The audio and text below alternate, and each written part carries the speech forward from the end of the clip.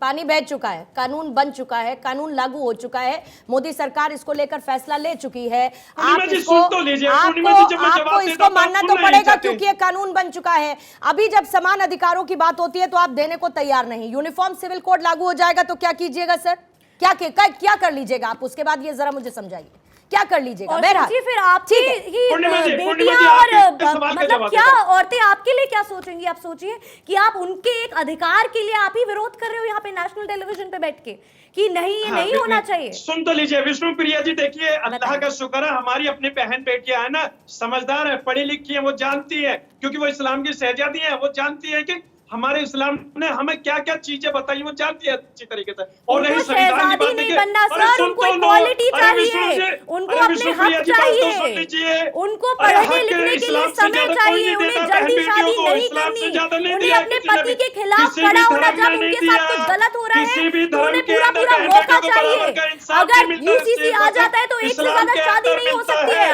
आप बताइए कि कितना अच्छा होगा आपकी बेटी और चलिए किसी भी महिला के लिए कितनी अच्छी बात हो जाएगी, कितनी सारी चीजें बेटर हो जाएंगी। हमें उनको इस चीज का डर नहीं लगेगा कि कोई औरत दूसरी आ जाएगी। सिविल कोड का जो ड्राफ्ट आ रहा है उसे बता तो दीजिए, आप ट्रांसपेरेंसी तो कीजिए। आप अभी एक सेकंड नाजिम खान साहब, ऐसा नहीं है कि चिराग से एकदम से जिन निकलेगा और आपके सामने एक कानून लागू हो जाएगा, ऐसा नहीं है, इसलिए डरिए मत। पूरा का पूरा ड्राफ्ट सामने रखा जाएगा, बाकायदा उस पर चर्चा होगी। और चर्चा छोड़िए, अभी तक एक डेटा आपके सामने रख देती हूं और उसके बाद मोहिनी प्रिया जी आपके पास आऊंगी। लगभग 2,35,000 सुझाव अभी तक यूनिफॉर्म सिविल कोड को लेकर आ चुके हैं। 43 ऐसी जगह जगह जहां पर संवाद इसको लेकर किया जा चुका है। वेब पोर्टल बाकायदा खोला गया है जिस पर इस पर सुझाव मांगे जा रहे हैं। 123 बैठकें अभी तक इसको लेकर की जा चुकी है और 1.5 साल का समय इसमें अभी तक का लग चुका है और एक लंबा वक्त दे दिया गया है। तो ऐसा नहीं है कि चिराग से एकदम से जिन निकल आएगा और उसके बाद आपके सामने यूनिफॉर्म सिविल कोड का हवा आ जाएगा, ऐसा बिल्कुल भी नहीं होने वाला है यहां पर। इसलिए रिलैक्स रहिए और इसमें कोई डरने वाली बात नहीं है। मोहिनी जी आपके पास आते हुए मैं ये समझने की कोशिश करूंगी और इसका मेरे को थोड़ा कानूनी पहलू भी आप समझाइएगा। और इसी बीच में मुन्ना खान जी मुझे स्क्रीन पर नजर आ रहे हैं, उनके पास भी मैं आऊंगी। ये बताइए कि यूसीसी अगर लागू नहीं होता है तो होगा क्या उससे, और अगर लागू हो जाता है तो तब क्या होगा? देखिए, यूसीसी का आना एक बहुत ही प्रोग्रेसिव स्टेप होगा हमारे देश के लिए, जहां तक कि मैरिज, डिवोर्स और इनहेरिटेंस की बात आती है, क्योंकि कानूनी तौर से ये महिलाओं के लिए बराबरी बनाता है, समानता बनाता है इंडिया में। पहला तो मिनिमम एज ऑफ मैरिज जो है, इसको prohibition of child marriage act में भी ये रिकमेंडेशन थी कि minimum age of marriage for women को 21 साल कर दिया जाए, और ये यूसीसी में भी ये रिकमेंडेशन है। तो ये एक बहुत ही अच्छा स्टेप है चाइल्ड मैरिज को बैन करने के लिए। उसके अलावा कुछ और रिग्रेसिव प्रैक्टिसेस थी, लाइक ट्रिपल तलाक, निकाह हलाला, उनके लिए इस यूसीसी में स्ट्रिक्ट पेनल्टीज प्रोवाइड की गई हैं। तो सिर्फ किसी चीज को बैन करने से उसकी इम्प्लीमेंटेशन प्रॉपर्ली नहीं होती है, but there has to be some penalty. तो अभी यूसीसी में पेनल्टी प्रोवाइड की गई है जिसके तहत उसकी इम्प्लीमेंटेशन भी बेहतर हो जाएगी। तीसरी एक बहुत जरूरी चीज है जो लिव इन रिलेशनशिप्स को इन्होंने मान्यता दे दी है, एंड लिव इन रिलेशनशिप्स की रजिस्ट्रेशन की प्रोविजन है यूसीसी में। तो ये एक बहुत बड़ा स्टेप है, क्योंकि अभी रिसेंटली सुप्रीम कोर्ट ने भी सेम सेक्स मैरिज केस में और बहुत सारे केसेस में लिव इन रिलेशनशिप्स को मान्यता दी है। डोमेस्टिक वायलेंस एक्ट के अंदर भी लिव इन रिलेशनशिप्स को relationships in the nature of marriage कहा जाता है। औरतों को उसमें मेंटेनेंस की राइट्स होती है। तो अब यूसीसी ने भी इस चीज को पूरी तरह से प्रोवाइड कर दिया है कि जो लिव इन रिलेशनशिप्स में है उनको मैंडेटरी रजिस्ट्रेशन करना होगा, ताकि उनको इसमें लीगल रिकग्निशन मिल पाए। ठीक है, ये सारी चीजें हैं जो कि यूसीसी लागू होने के साथ साथ बदलती हुई नजर आएंगी और इसको आप प्रोग्रेसिव तौर पर देख रही हैं, लेकिन ऐसे बहुत सारे लोग हैं जो इसको रिग्रेसिव पर्सपेक्टिव से भी समझने की कोशिश कर रहे हैं। मुन्ना खान जी इस वक्त हमारे साथ जुड़ चुके हैं। मुन्ना खान जी, पहले मेरा सीधा सवाल, कांग्रेस का टेक यूनिफॉर्म सिविल कोड पर क्या नजर आता है? जी पूर्णिमा जी, समझ नहीं पाया सवाल मेरा सर यही है कि यूनिफॉर्म सिविल कोड पर कांग्रेस का टेक क्या है अभी की स्थिति में?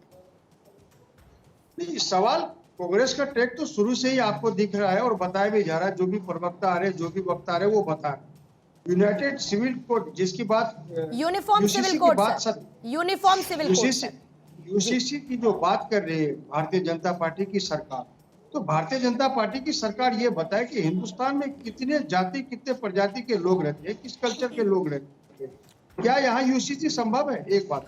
दूसरी बात, अभी आपका ड्राफ्ट तैयार हुआ। तीसरी बात, यहाँ हर 10 किलोमीटर पे भाषाएं बदल जाती है, लोगों के खान पान बदल जाते हैं, लोगों का वातावरण बदल जाता है, बातचीत बदल जाते हैं, व्यवहार बदल जाते हैं। उस जगह पे ये चुनाव के दौरान ये ढोल बजाना यूसीसी का, मैं समझता हूँ कहीं से कहीं तक ठीक नहीं। एक बात। दूसरी बात, सरकार 9 साल से लगातार गुमराह कर रही है। अब सरकार गुमराह करना बंद करे, क्योंकि देश की जनता को समझ में आया, देश के युवा को, देश के जवान को, देश के किसान को, सभी को समझ में आया कि भारतीय जनता पार्टी की सरकार कहीं न कहीं शमशान, कब्रिस्तान, हिंदुस्तान, पाकिस्तान, मस्जिद, मंदिर, इनकी राजनीति कर रही है। इनसे अगर आप सवाल करेंगे युवाओं की, तो ये खामोश हो जाएंगे। बात करेंगे जवान की, खामोश हो जाएंगे। बात करें आप किसान की, खामोश हो जाते हैं। तो इस तरीके से अब ढोल 2024 तक बजने हैं, तो युवा देश का समझदार है, देश के किसान समझदार है।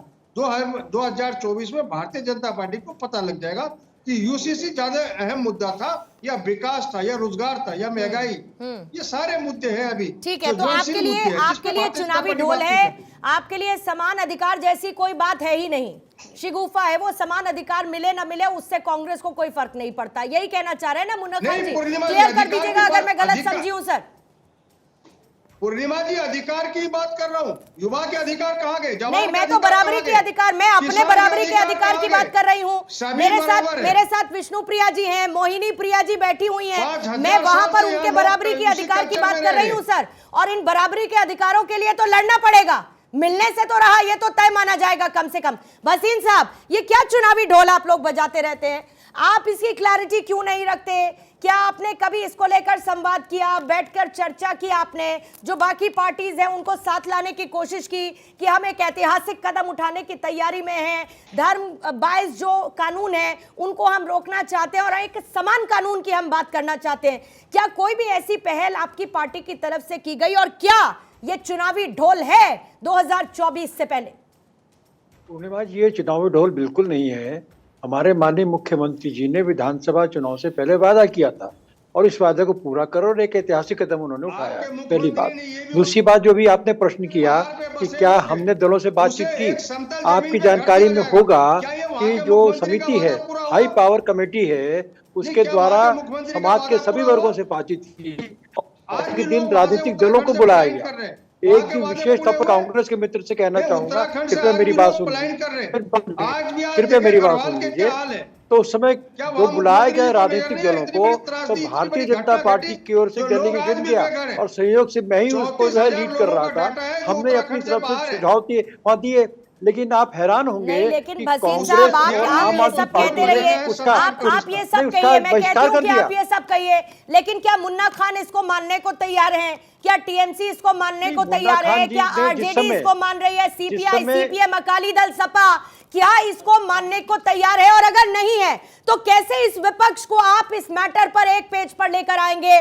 क्योंकि देश में एक प्रोग्रेसिव कदम की तरफ बढ़ते हुए समान कानून और एक बड़े ऐतिहासिक फैसले की बात सरकार कर रही है सर।